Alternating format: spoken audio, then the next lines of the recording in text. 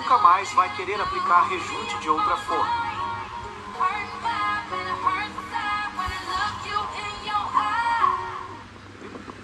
Yung pagdating sa supply naman, yung white at black, yan yung line at neutral. Kahit magkabaliktad dyan, okay lang.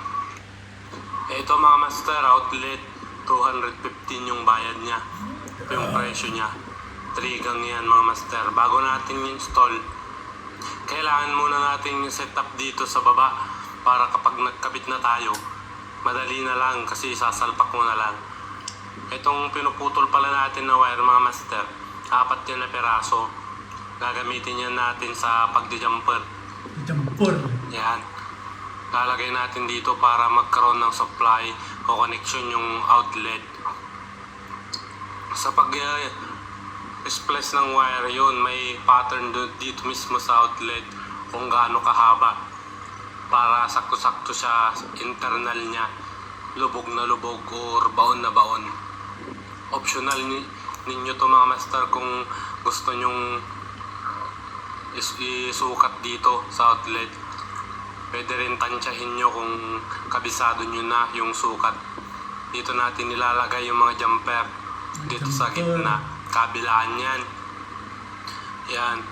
Kapag kinakabit natin to mga jumper, kailangan natin ibaon mabuti para iwas disgrasya.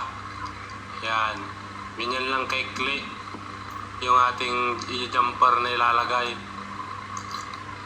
Sa pag-install ng outlet mga master, walang polarity yan. Kahit magkabali-baliktad dyan, okay lang. Kasi line to line connection yung ating connection pagdating dito sa outlet. Yan. Ano sa tingin nyo mga master? Tama ba yung ating ginagawa? Or tama ba yung ating jumper? Or wiring ng ating outlet? Yan. Pagkatapos natin dito ilagay yung jumper, gamit lang tayo ng press para ibaon natin. Ganyan yung itsura ng jumper mga master. Yung pagdating sa supply naman, yung white at black, yan yung line at neutral. Kahit magkabaliktad dyan, okay lang. Ito mga master, outlet. Number, it will make your number go private.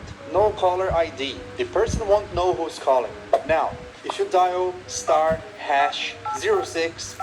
it will show your phone's IMEI code, which is the code to enable tracking of phones that may be stolen or compromised. *#62#, you'll be able to see if someone is intercepting your messages or calls. Everything needs to be disabled. Now, if you dial this entire code here, you'll be able to see the full status of your networks provider you use on your phone. Did you already know any of these codes? If you know any new ones, leave them in the comments. And if you like this tip, don't forget to follow and share.